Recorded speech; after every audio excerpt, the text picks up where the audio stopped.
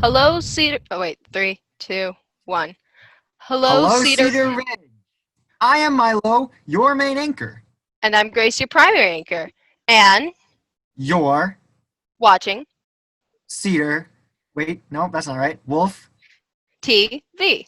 the. Milo's a little grumpy today because I didn't let him try and figure out who runs pet shenanigans this episode. I don't understand why you can't just find out now. Because I don't want to have to write that out, Milo.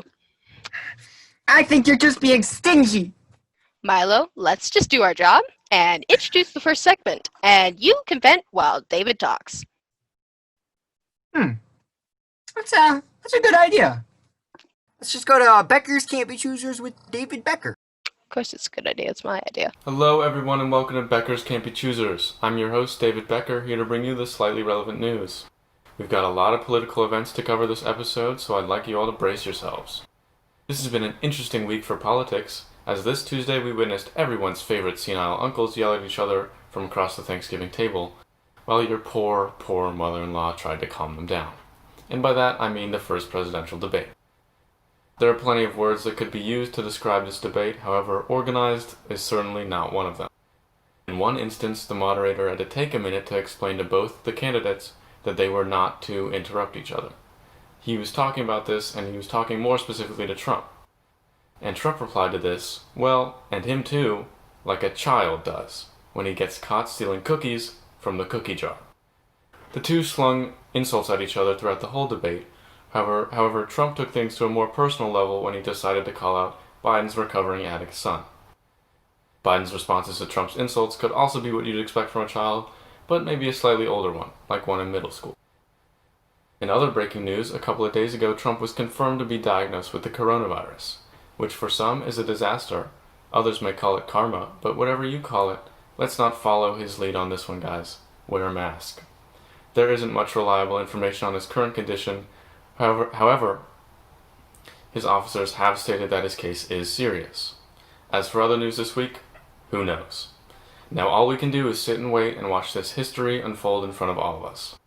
Well, I know that's not all great news, but Beckers can't be choosers. I feel much better. And also a little bit confused about that bear behind you, Grace.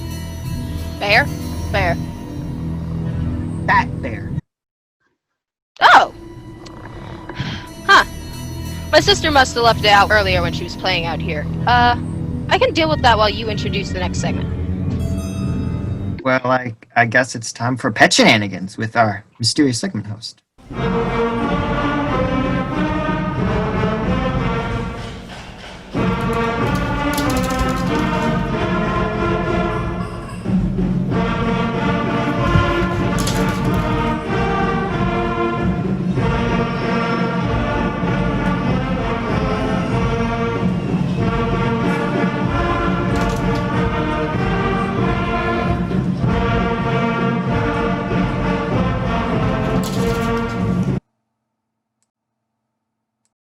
Alright, I'm back. Just in time for Rhett with Rhett's Corner, which we can go to, right?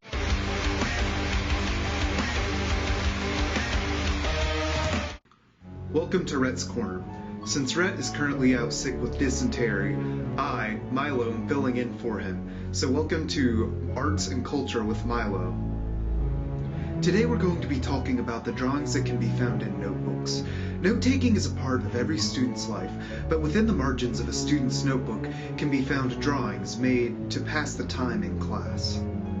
These unauthorized works range in complexity and style, each one sharing common characteristics such as the lines every 8.7 millimeters going through the drawing and the rebellion they have against the rigid education system. These drawings are a risk taken by every student who draws them, as they know that the consequences for being caught doing it could be dire. Nevertheless, these artists are willing to take that risk and let their imagination fill the page, creating art that can be impressive, bizarre, or even obscene. This has been this has been Arts and Culture with Milo. Now, let's take a look at this week's Ramirez Reminders.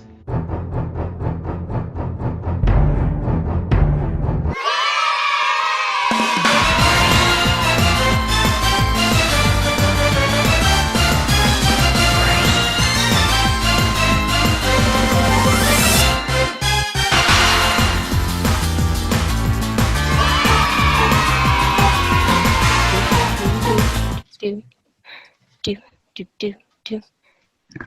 Alright. Okay. Thanks, Rhett, and what a lovely way to introduce our new school notifications. Does that mean our old way of introducing notifications was old school? So, now to Judd, who will teach us how to backflip, not backflip, kickflip. I'm gonna do a backflip right now. To learn to kickflip, first you're going to want to go find a flat spot to practice. Once you find a flat spot that works, you're going to want to know how to ollie before you start practicing a kickflip. There are two parts of an ollie, the pop and the slide. You're going to want to point your toe and pop, and then slide your foot up to the front of the board. Once you get that down, it's all about getting the timing of the pop and the slide right to bring the board up off the ground. The motion of the kickflip is pretty much the same as an ollie, except instead of sliding your foot to the front of the nose, you slide it off to the side and flick. Once you get that down, you can start putting everything together and trying to pop and flick the board around. Once you get comfortable with that, you can start trying to put your front foot back on the board after it spins around. Once you get that down, you want to put everything together and start working on trying to land the kickflip. Learning how to kickflip is hard. It may even be weeks or months before you land it. But as long as you don't give up, you will eventually get it. Here are a couple examples of my kickflip in case you get stuck. My name is Judd, and that's how to kickflip. That's that! Time to wrap up the show. Seriously, Milo, you already forgot? Forgot about what? The new segment we developed last week? Oh, right. Let's go to our new segment, Pop Culture with Katie. Top 10 Bentley Coupe. You can't catch me. Hey everyone, welcome to Pop Culture with Katie, run by me, Katie, obviously. Here we're going to talk about some pop culture happenings that are going on in the world right now. First order of business is officially spooky season, the best time to play some horror-related games and watch some horror movies. Speaking of horror movies, 2020 has pretty much already been one, so I'm looking for some good things to scratch off my bingo card this month. Second order of business in gaming-related news, the PS5 is dropping on November 12th. I'm pretty sure you've had to sell your soul to get one, but it's 2020, so I really wouldn't rule anything out. That's all I've got for today. See you guys next time. Da-da-da-da-da-da. Katie, That was Katie. Katie, yes. She sang that. Okay, yes. No, I don't know. I just sang it. Perfect. All right. And now we're done. Seriously, Milo, you already forgot? Forgot about what? I don't remember. So can we wrap up the show now? Yeah, I guess it'll come eventually. It'll come back to me eventually. I'll remember. Yes. All right, on 3. 1, 3. 3. What? I thought you were counting. Yes. Wait, what? Okay, let's just go from 10. That'll make more sense. 10, 9, 8, 8, 7. 7, 6, 5, 4, 3, 2, 1. This has been And Wolf TV.